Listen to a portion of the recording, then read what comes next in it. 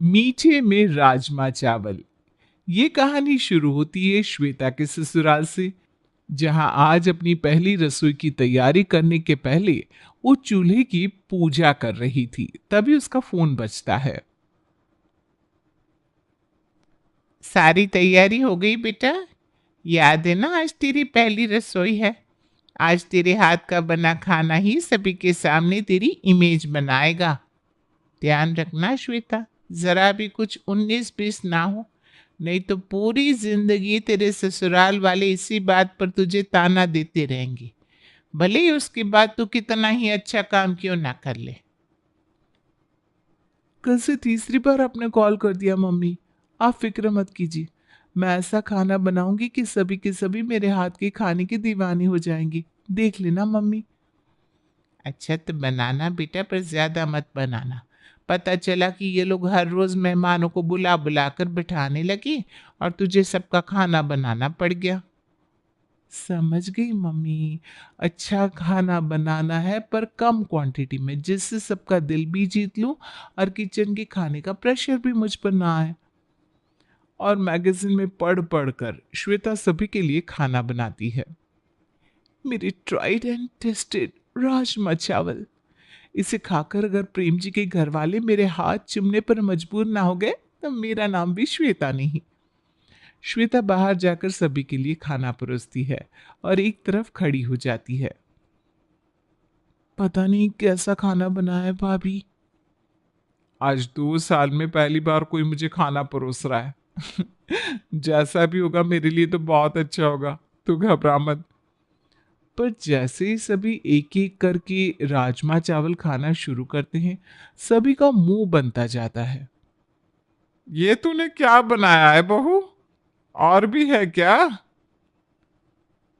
ओहो, आपको और खाना था मम्मी जी। मैंने तो इतना ही बनाया है। वो क्या है ना, मैंने कभी मायके में काम नहीं किया तो मुझे आदत नहीं है। ऊपर से मम्मी कहती है इतना ही तो थाली में कि व्यर्थ ना जाए नाली में। तो बचने की टेंशन ही ना रहे, इसलिए मैंने अपने हिसाब से कम ही बनाया। पर मुझे क्या पता था खाना इतना अच्छा बन जाएगा। वैसे शादी के पहले 2-3 बार मैंने टेस्ट किए थे राजमा चावल बनाकर। ऊपर से आज ना किताब में पढ़कर वक्त लेकर बनाया। प्यार भी तो था इससे मेरा।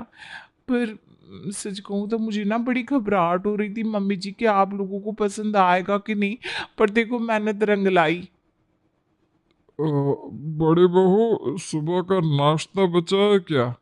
हाँ पापा जी, आलू दम की सब्जी तो रखी हुई है। बहू तो पराठे सेक कर दम आलू के साथ वही ला दे। भाभी जरा सी सब्जी मुझे भी देना, तो इस चावल के साथ सब्जी खा लूंगा। अब मुझे भी दे देना बहू। सभी दम आलू मंगवा रहे हैं, क्या बात है, खाना अच्छा नहीं बना है क्या? अ, वो बात नहीं है श्वेता। वो क्या है ना, रिया ने इतना अच्छा खाना बना बना कर हम सभी के टेस्ट का स्टैंडर्ड बहुत हाई कर रखा है कि उसे बीट कर पाना इस राजमा चावल के लिए जरा मुश्किल हो रहा है। इसे जरा नहीं कहते भैया, बहुत अंतर है भाभी के खाने में और श्वेता के बने खाने में। और यहाँ श्वेता का सारा प्लान फेल हो जाता है। कहाँ काम से बचना पड़े इसलिए उसने खाना कम बनाया था, पर यहाँ तो उसका बनाया हुआ सारा का सारा खाना वैसा का वैसा ही बच जाता है। बहू, खाना झूठा नहीं हुआ है। तू इसे रसोई में ले जा और मन छोटा मत करना। अपनी जेठानी से सीख लेना धीरे धीरे खाना बनाना है। और इसी तरह अपने बनाए खराब खाने के लिए ताना सुनते सुनते श्वेता के अपने ससुराल में 15 दिन बीत जाते हैं। और एक सुबह सुमन की सहेलियां उससे मिलने आती हैं।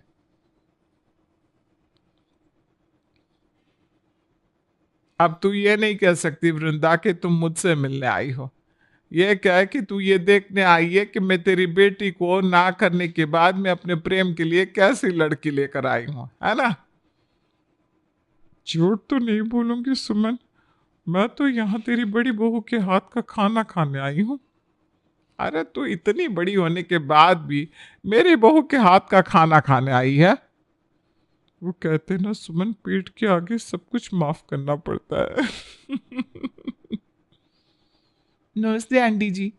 जैसे आपने जेठानी जी के हाथ का खाना खाया और उसे पसंद किया, तो वैसा ही मौका मुझे भी देकर देखिए। हो सकता है अगली बार आप मेरे हाथ का बना खाना खाने आए। और इन 15 दिन में खाने को लेकर ताने सुनने के बाद अब श्वेता खाने का ट्रायल अपनी सास की सहेली पर करती है और खाना बनाकर बाहर उनके सामने परोसती है, जिसे खाती ही वृंदा कहती है। तुझे अगर मुझे जाने को कहना था तो मुंह पर कह देती सुमन। इस तरह ऐसा खाना बनवा कर परोसने की क्या जरूरत थी। जा रही हूं मैं। मेरी बेटे को मना किया था ना तूने, क्योंकि इसी बहू के हाथ का खाना तेरे नसीब में था।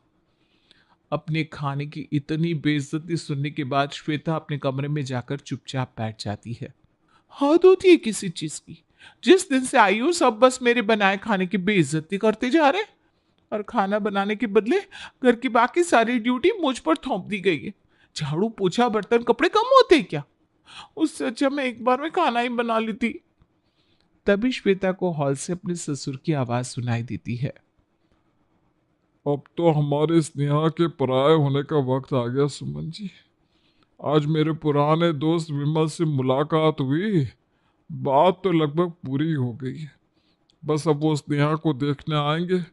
बड़ी बहू, देख, अब तुझे ही सब कुछ संभालना है। हाँ भाभी, हमारी इकलौती बहन की शादी की बात है, कोई प्रॉब्लम नहीं होनी चाहिए।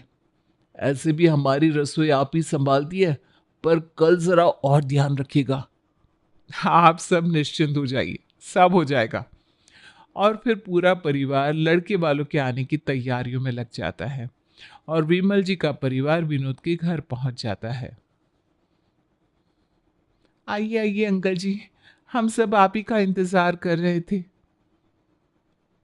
मुझे तो आना ही था बहू, अपने दोस्त से किया वादा जो निभाना था। वैसे घर तो काफी साफ है तेरा विनोद। किससे रखा है तूने साफ सफाई के लिए? हमारे घर भी काम वाली की जरूरत है, भिजवा देना। ये सब कुछ दीदी ने किया है अंकल जी। वो क्या ना, सैटरडे संडे घर की सफाई वही करती है, बाकी दिन तो काम वाली है। पर काम वाली कहाँ किसी के घर को अपना समझती है। ऐसी सफाई तो सिर्फ अपने घर वाले ही कर सकते हैं।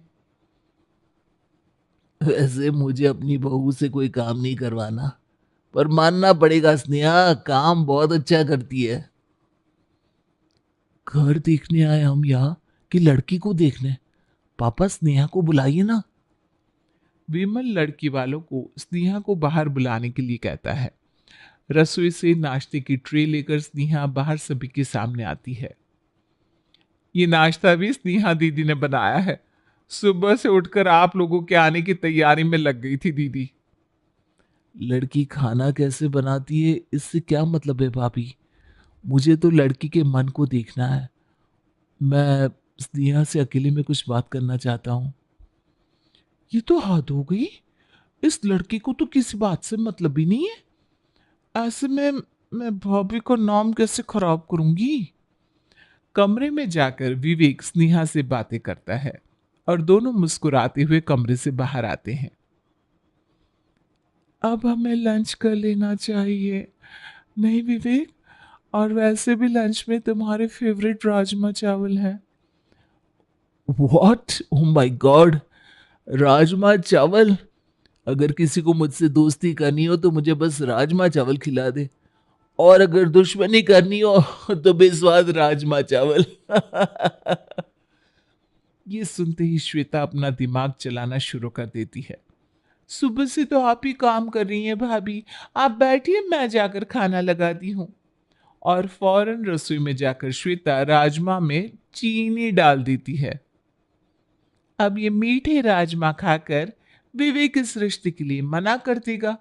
और जिस रिया के खाने की तारीफ कर करके इन सब ने मेरे कान पकाए थे, आज वही खाना इस घर की बेटी की शादी टूटने का कारण बनेगा।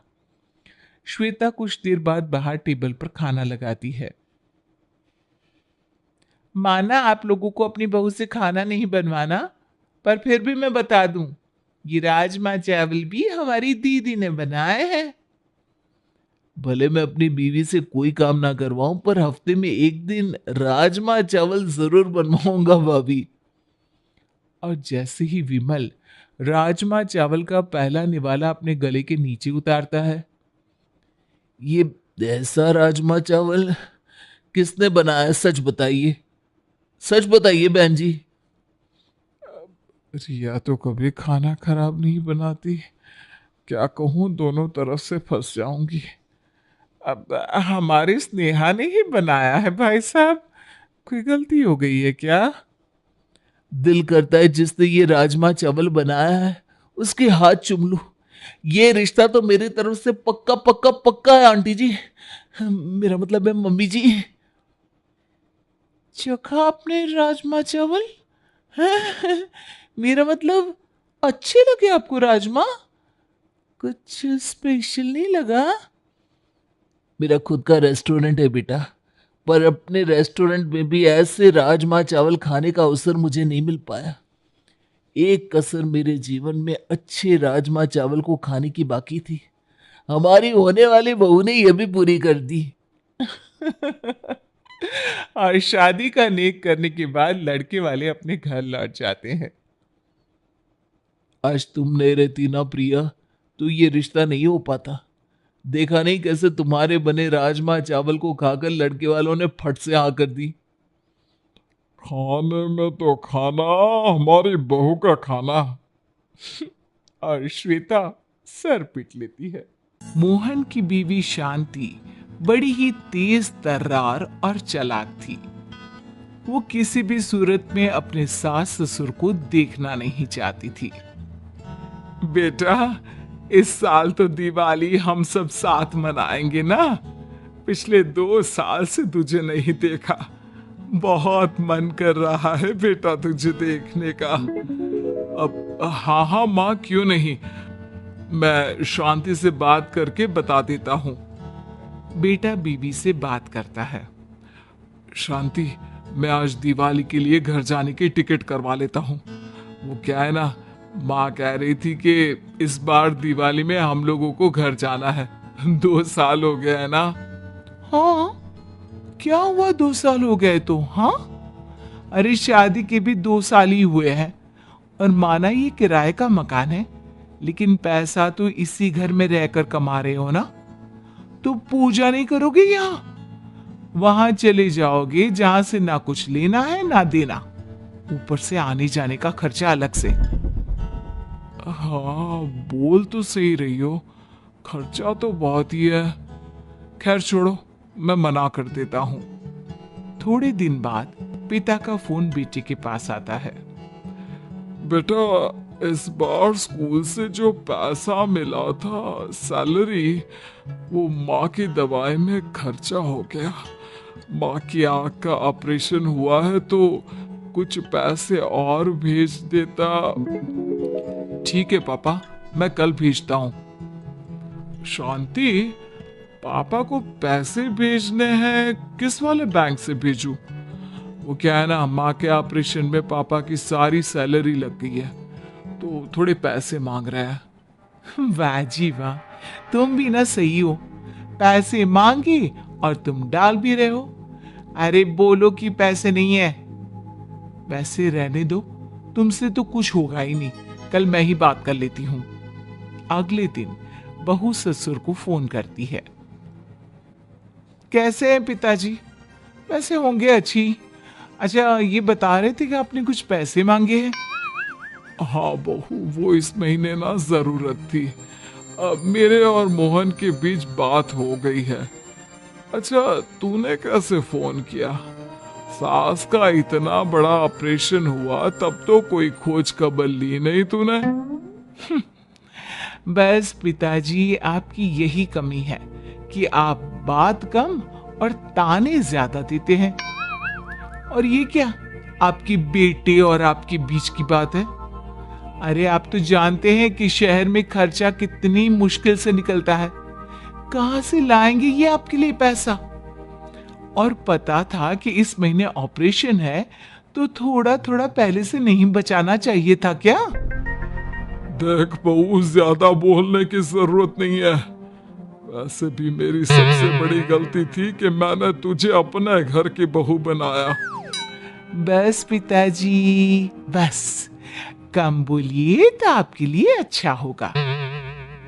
ससुर फोन रख देते हैं। लेकिन शाम को, देखा, तुम्हारे पापा को मैंने फोन किया था बातचीत और हालचाल के लिए, तो मुझे कह रहे थे कि उनकी सबसे बड़ी गलती है कि उन्होंने मुझे घर की बहू बनाया। अरे कितनी खरी खोटी सुनाई। वो तो मेरे माँ बाप ने मुझे बड़ों की इज्जत करना सिखाया है, इसलिए मैंने कुछ नहीं कहा, वरना ईंट का जवाब पत्थर से देना आता है मुझे। अरे पता नहीं पापा को क्या हो गया है, जैसे जैसे उम्र बढ़ रही है सठियाते जा रहे हैं। खैर, कुछ महीने साल बीतते हैं और एक दिन, कितना बुरा लगता है पता है जब लोग कहते हैं अरे ये लोग किराएदार हैं। मोहन, क्यों नहीं हम लोग अपना घर ले लें? अब तुमसे क्या छुपा है शांति, सब तो तुम्हारे सामने ही है। तुम्हारे पिताजी तो रिटायर हो रहे हैं ना, पैसे मिलेंगे उन्हें पीएफ के और रिटायरमेंट के, और गांव वाला घर भी है। अरे उसे बेच देते हैं ना। और माँ पापा वो कहाँ जाएंगे? अरे कहाँ जाएंगे, क्या यहीं आएंगे, सब साथ रहते हैं। अब कब तक अकेले रहेंगे? बुढ़ापा हमारे साथ में ही काटे ना। बात तो सही है, मैं पापा से बात करता हूँ। मोहन पिता को फोन करता है।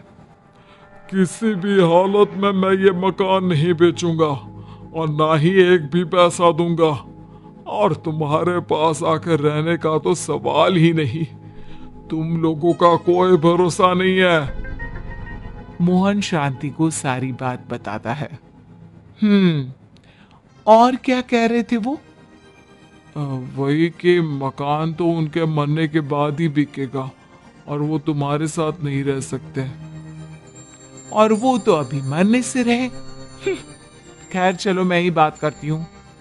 मैं तो कहती हूँ मुन्ने का जन्मदिन है, अगले महीने वहीं चलते हैं, वहीं मनाते हैं बच्चे का बर्थडे दादा दादी के पास। मोहन, शांति और उनका बेटा मुन्ना तीनों गांव जाते हैं। सासू माँ, ससुर जी, आपकी पोती का जन्मदिन है, आशीर्वाद दीजिए। देखिए, हम लोगों ने जो भूल की है इसकी सजा इस मासूम को ना दे। हाँ दादा दादी, मैं आप लोगों को बहुत मिस करता हूँ। चलिए ना मेरे साथ वहाँ। सबके दादा दादी साथ में रहते हैं और पार्क में भी आते हैं। आप भी चलिए ना प्लीज। सास ससुर का मन पसीज जाता है और वो लोग बच्चों के साथ शहर चले जाते हैं। शहर जाकर, हम थोड़े दिनों में वापस चले जाएंगे। अरे कैसी बात कर रहे हैं पिताजी? इसका मतलब आपने अभी तक मुझे माफ नहीं किया। हाँ देखिए ना, यहाँ कितना अच्छा लगता है। बहू गर्मा गर्म खाना देती है, मुन्ना सारा दिन मेरे साथ खेलता है, और शाम को सोसाइटी में वॉक। थोड़े दिन रुक जाते हैं ना। शाम को बेटा कहता है, चलो जल्दी सब तैयार हो जाओ, हम लोग मंदिर चलते हैं। सभी तैयार होकर जैसे ही कार के पास आते हैं, पिताजी आपकी आगे की सीट है, आप आगे बैठिए। रुकिए, मैं दरवाजा खोल देती हूँ। पिताजी को अब शांति पर विश्वास होने लगता है। एक रोज, अब घर घर लगता है। माँ पापा, लग ही नहीं रहा कि मैं कभी बाहर गया भी था। माँ पिता घर की रौनक है। हाँ, लेकिन घर अपना होता तो। कोई बात नहीं बेटा, तुम लोगों ने हमें खुश कर दिया। मैंने फैसला कर दिया है कि मैं सारा पैसा और गांव का घर बेचकर यहाँ घर ले लूंगा। बस शांति को तो मन मांगी मुराद मिल गई। ससुर से सारा पैसा लेकर वो लोग घर बना लेते हैं। और फिर एक दिन, बहू आज खाना नहीं बना क्या? भूख लग रही है। शांति कुछ नहीं कहती। अरे शांति, सुन रही हो? भूख लगी है। शांति सास पर जोर से चिल्ला देती है। भूख लगी है तो खा लो बनाकर।